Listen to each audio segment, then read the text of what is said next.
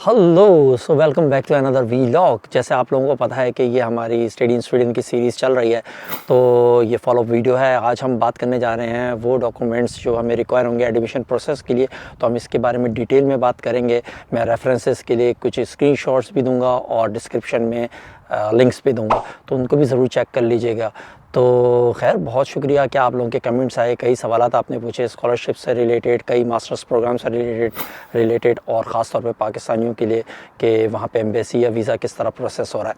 तो हम इस वीडियो को डिटेल में लेके चलेंगे। उससे पहले अगर अभी तक आप लोगों ने सब्सक्राइब नहीं किया तो सब्सक्राइब ज़रूर कर लीजिए, बेल आइकन पे क्लिक कर लीजिए कि जैसे ही मेरी फॉलो वीडियो आए तो आपको फ़ौरन उसके नोटिफिकेशन भी मिल जाए और उसको आप सही टाइम पर फॉलो कर सकें। तो इन शॉर्ट चलें फिर अपने टॉपिक पर आते हैं। राइट, तो आज की वीडियो भी बहुत इंपॉर्टेंट होने वाली है। आप शुरू से आखिर तक ज़रूर देखिएगा, एक एक पॉइंट देखिएगा।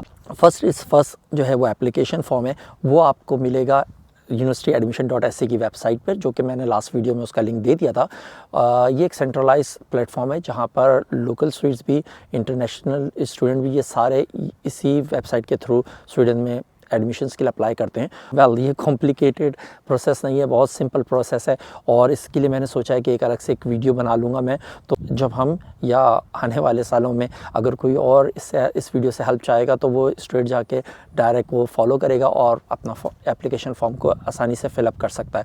अच्छा, अब इसी वेबसाइट पर हम ये भी देखेंगे कि हम किस एजुकेशन के लिए परस्यू कर रहे हैं, लाइक अ बैचलर डिग्री और अ मास्टर्स इन स्वीडन। तो अगर हम बैचलर डिग्री करना चाहते हैं तो हमारे लिए रिक्वायर्ड होगा कि हमें मैट्रिक और इंटरमीडिएट के सर्टिफिकेट्स और ट्रांसक्रिप्ट चाहिए होंगी। और एक चीज़ मस्ट है कि आप मैथमेटिक्स एज अ सब्जेक्ट आपने ज़रूर लिया हो इस स्कूलिंग में। और इसके बाद हमें अपने अपने कंट्री के हिसाब से अपने मैट्रिक बोर्ड और इंटरमीडिएट बोर्ड से अटेस्ट करवाना होंगे।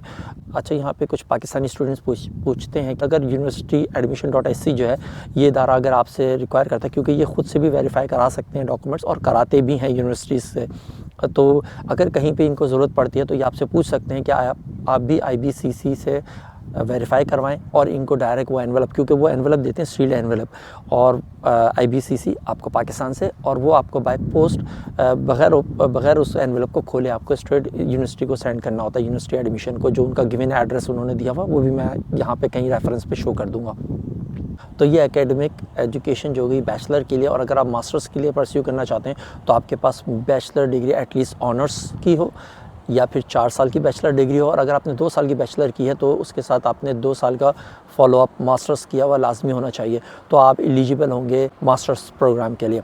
और उसकी रिक्वायरमेंट सिंपल यही है कि मैट्रिक इंटर की अटेस्टेशन और उसके साथ साथ जो आपकी बैचलर की या मास्टर्स तक जो आपने एजुकेशन लिया वो हायर एजुकेशन कमीशन से अटेस्ट होना मस्ट है।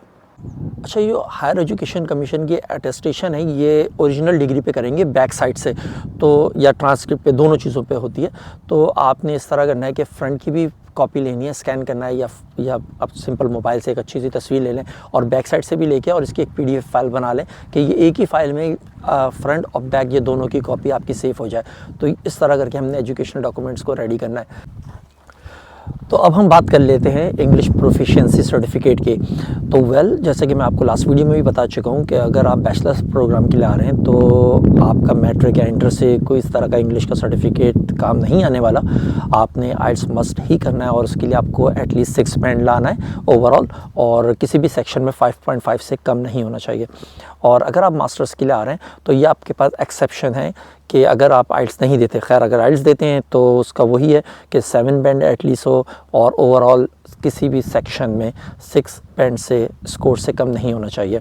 और अगर ये आप आइल्स नहीं देते तो आप अपनी यूनिवर्सिटी से, जो कि बहुत ही सिंपल है, वहाँ से आप ले सकते हैं एक सर्टिफिकेट जिसमें ये चीज़ मेंशन हो कि आपकी जो डिग्री है ओवरऑल जो यूनिवर्सिटी स्टडी है वो इंग्लिश में ही टॉट हुई हो। अच्छा, एज अ सपोर्टिंग डॉक्यूमेंट कई यूनिवर्सिटियाँ जो है आपसे मोटिवेशनल लेटर भी रिक्वायर करती हैं एडमिशन प्रोसेस के ही दरमियान।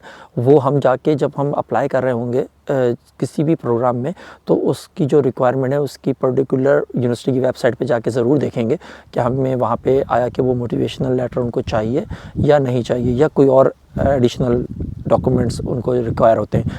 अच्छा, एजुकेशनल रिकॉर्ड के बाद आ जाता है बहुत इंपॉर्टेंट, वो है आपका पासपोर्ट। तो आपने मेक श्योर करना है कि जिस तारीख से आपका प्रोग्राम स्टार्ट हो रहा है वहाँ से लेके एटलीस्ट 1 साल या उससे ज़्यादा का आपकी पासपोर्ट की वैलिडिटी हो। उसकी वजह यह है कि अगर आपके पास वैलिडिटी उसकी कम होगी, लेट सपोज 7 या 8 महीने की, तो स्वीडन आपको 7 या 8 महीने का ही वीज़ा ग्रांट करेगा। और स्वीडन आने के बाद आपको एक डिसएडवांटेज ये होगा कि आपको personal number like tax number, इसके लिए आपको परेशानी फ़ेस करनी पड़ सकती है। तो कोशिश ये कीजिए कि एटलीस्ट 1 साल या उससे ज़्यादा का पासपोर्ट वैलिड हो आपका।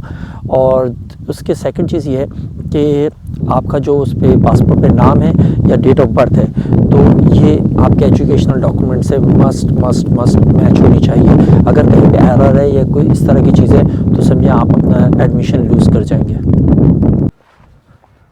अच्छा, अब बात कर लेते हैं हम फाइनेंशियल सपोर्ट डॉक्यूमेंट्स की।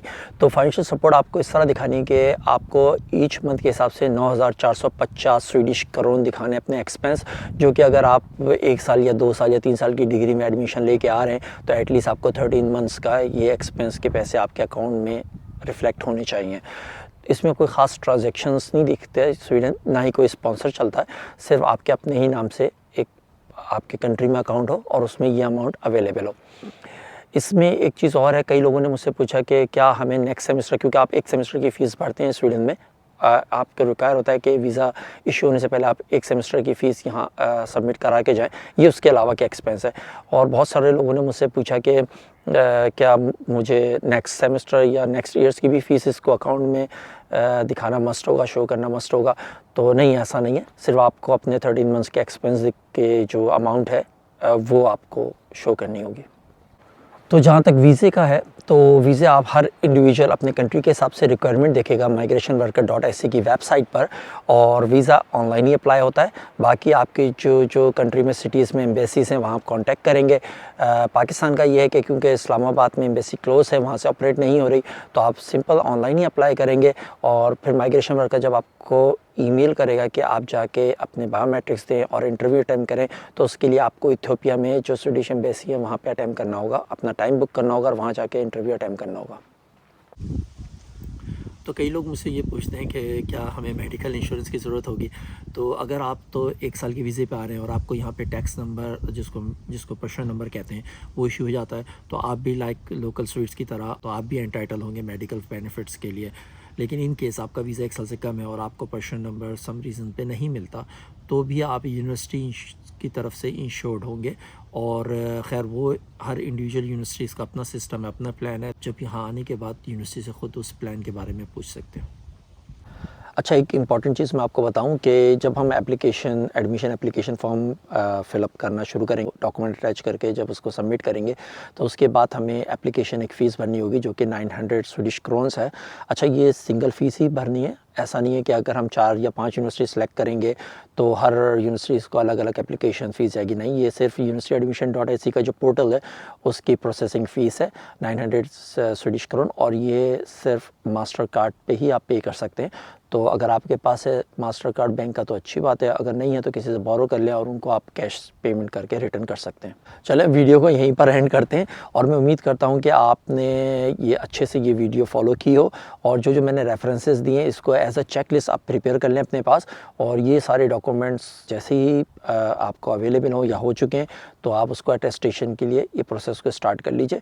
मैं यही यहाँ पे आपको कहूँगा कि एक्स्ट्रा अर्जेंट प्रोसेस के लिए फ़ीस मत दीजिए, सही ऑर्डिनरी फ़ीस करके, क्योंकि हमारे पास एटलीस्ट अभी 2 वीक्स हैं एडमिशन प्रोसेस स्टार्ट होने के, और फिर वो 15 जनवरी तक चलेंगे। तो हमारे पास अच्छा खासा इनफ टाइम है, तो इसमें हम डॉक्यूमेंट अपने प्रिपेयर कर लेंगे। जैसे कि मैंने आपको बताया, कमेंट्स में मेरे पास बहुत सारे सवाल आता है स्कॉलरशिप को लेके। तो पहले तो थैंक्स कि आपने इतने सारे कमेंट्स किए मुझे और मेरी वीडियो को फॉलो किया पूरा। तो मैं नेक्स्ट वीडियो में ये भी कोशिश करता हूँ कि मैं इसके लिए भी एक स्कॉलरशिप्स के बारे में डिटेल्ड वीडियो करूँ, जो कि यूनिवर्सिटी के अकॉर्डिंगली होगी और प्रोग्राम्स के। तो खैर, फिर मिलते हैं अपनी नेक्स्ट वीडियो में बहुत जल्द। सी यू देन।